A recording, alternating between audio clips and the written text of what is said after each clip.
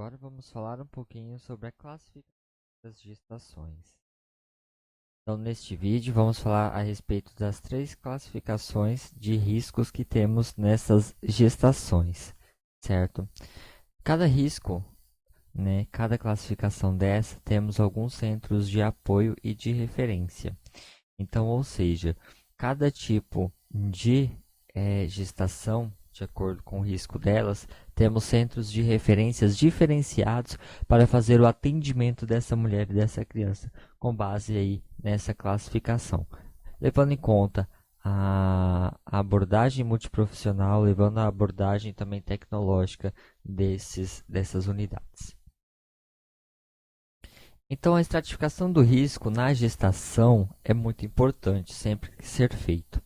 Essa estratificação geralmente ela é iniciada pela unidade básica de saúde, que é a responsável por iniciar o pré-natal desta mulher, dessa gestante, certo? Então, assim que identificado a gravidez, essa mulher já deve procurar o serviço de saúde, a unidade básica de saúde, para iniciar esse pré-natal, esse atendimento e realizar aí as estratificações necessárias. É claro que é levado em conta vários aspectos, como vamos ver agora adiante neste vídeo, certo? É sempre válido ressaltar que essa estratificação de risco ela pode ser tanto feita pelo clínico geral dessa unidade básica de saúde, quanto pelo próprio enfermeiro. Cada vez mais tem se investido em atualização e capacitação de profissionais e enfermeiros para atuação frente a essa linha, tá?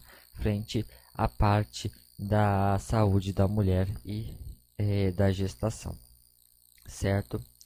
Então, a estratificação de risco na organização da Rede Mãe Paranaense, que é um manual que tem essa rede de apoio aí à parte da gestação e das mães do estado do Paraná, que muitas vezes os municípios, em contrapartida, também desenvolvem seus próprios protocolos com base nesse protocolo da Rede Mãe Paranaense.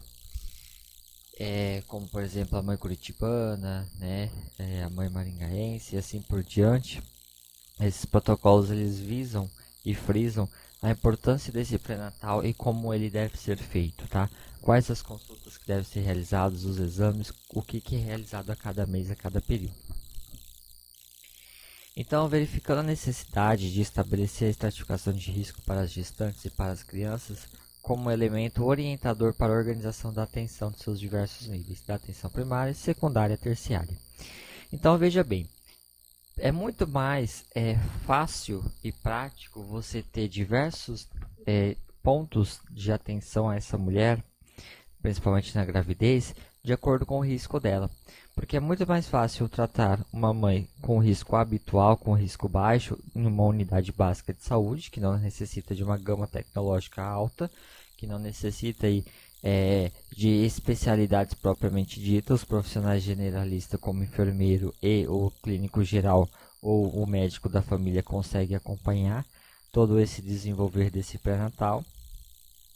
Assim como as mães com grande risco aí, com fatores de riscos aumentados, classificados como uma gestação de risco, ser atendidos por uma atenção primária com a baixa gama tecnológica, que não é o ideal, não é o recomendado. Então, para isso que se realiza aí essa estratificação e essa classificação de acordo com o risco. O nosso sistema de saúde ele é dividido em redes, certo? Então essas redes, elas são integradas, todas elas, e consideramos a unidade básica de saúde como sendo a unidade aí de entrada desse indivíduo no sistema de saúde. Por isso que a gente fala, foi confirmado o teste de gravidez, então essa mulher vai até a atenção primária, a UBS mais próximo de sua residência, que teoricamente tem que ser a sua UBS de referência, e ali vai iniciar esse pré-natal.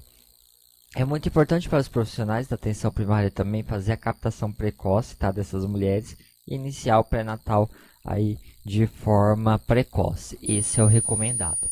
Para isso vem verbas e recursos e garante melhorias de indicadores quando realizado esse pré-natal precoce. Então essa mulher vai até a unidade básica de saúde com a confirmação através do teste de gravidez, por exemplo. Na unidade é solicitado o beta-HCG, que é o exame de sangue. Com isso confirmado, essa mulher ela passa já a iniciar e abre-se, né, no sistema de informação do SUS o seu pré-natal. E aí a partir dali ela vai ter esse acompanhamento desse pré-natal dela, certo? Onde vai ser realizado exames mensalmente, e exames de imagem, exames de sangue, né? E assim por diante, certo? Se essa mulher ela tem um risco aumentado, então ela pode ser acompanhada pela atenção primária e também pela atenção secundária, que é uma rede mais especializada, que vai ter, por exemplo, a consulta de um obstetra, de um ginecologista, talvez, né? De um profissional que tenha assim uma especialização maior na área. Se essa mulher ela tem um risco muito alto, muito grave, aí ela é acompanhada pelo serviço da atenção terciária, que já é o serviço mais que especializado, mas sim também altamente tecnológico. Aqui em Maringá e na região temos referência para esse tipo de parto de gestação de alto risco, a Santa Casa, certo? E aí, para o baixo risco, temos as UBS, a Atenção Primária à Saúde, e os outros hospitais também que podem fazer esses acompanhamentos, certo? Mas aí já não na rede pública. Então, a nossa rede ela é totalmente integrada. Esse aqui é o logo do nosso programa, do Programa Mãe Paranaense, certo? O Paraná nasce com saúde. Então, observado aí que havia uma discrepância na organização, no funcionamento desses sistemas, né? Na parte materno-infantil. Então, o Estado do Paraná criou esse programa, essa rede, que vai nortear os profissionais da área da saúde e também essas mães a ter um pré-natal de qualidade, assegurando mais saúde aí para as crianças e também para essas mães. Esse é o linha guia que a gente fala, é o manual do Ministério da Saúde. Para tudo se tem manual nessa vida, gente. Então é importante a gente conhecer e saber onde buscar esses manuais. Vou estar anexando para vocês também. Essa linha guia, ela é uma linha realmente que vai aí nos proporcionar passo a passo de como conduzir esse pré-natal, tá? De quais são as doenças que pode ser acometer, quais são os exames que eu tenho que realizar mensalmente, tá? E o que eu tenho que achar com esses exames ou não, e como eu classifico aí essa gestação de acordo com os riscos dela, risco habitual e assim por diante. Como eu falei também, tem as adaptações desse programa, né? Que, por exemplo, é o programa Mãe Maringaense. Aqui na cidade de Maringá possui esse programa já em funcionamento, certo? E em consonância aí com o Mãe Paranaense, promove essa saúde, né? Essa atenção especializada às mães e às crianças aí em processo de gestação. Alguns outros municípios também têm esses programas, né? E aí é feito essa personalização do programa Mãe Paranaense, ok? Então é muito importante conhecer um pouquinho sobre eles também. Aqui em Maringá, muito em breve será ampliado, né? Com certeza esse programa, como aí a criação do Hospital da Criança, do Hospital da Mulher também. Tá? Então como eu classifico isso? Uma mulher classificada com risco gestacional com risco habitual, ela consegue ser assistida todo o seu período aí de pré-natal numa unidade básica de saúde. Tá?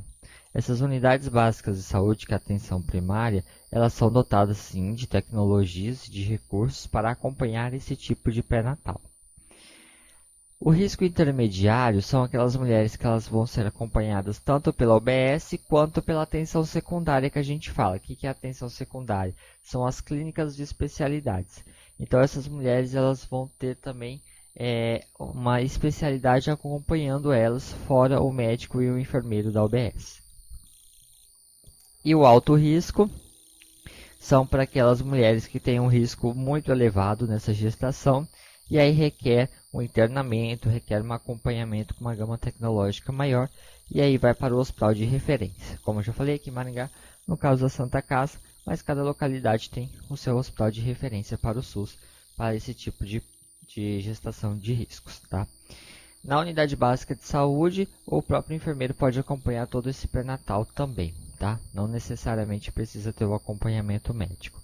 O enfermeiro ele é habilitado para prescrever e solicitar exames e medicações também de acordo com a linha guia. Como eu classifico isso, então?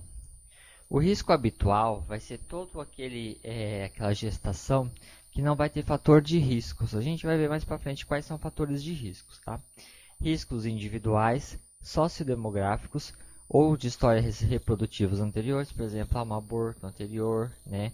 Uma gestação com uma intercorrência no trabalho de parto anterior e assim por diante. Ou de algum tipo de doença ou agravos também. Já o risco intermediário, né, são aquelas gestantes que apresentam fatores de riscos relacionados às características individuais. Por exemplo, raça, etnia, né, a idade também, fatores sociodemográficos como escolaridade, né, ou de história reprodutiva anterior, ou os relacionados a seguir que a gente vai ver, tá? Então, tudo isso entra como um risco intermediário. Observe que aqui as características individuais já entram. Então, por exemplo, dependendo da raça dessa mulher, dependendo da etnia, da idade, ela já é considerada como risco intermediário, assim como a baixa escolaridade também. Então, risco intermediário são para aquelas gestantes negras ou indígenas, já é considerado como risco intermediário, tá? Gestantes analfabetas ou com menos de 3 anos de estudo também são consideradas risco intermediário. Gestante com mais de 40 anos, devido já toda a fisiologia do sistema reprodutivo feminino. Gestante com históricos de óbitos em gestações anteriores, por exemplo, abortos, crianças natimortas ou até óbitos. Então, isso eleva a um risco intermediário. Já o alto risco são aquelas gestantes que vão apresentar riscos elevados, tá?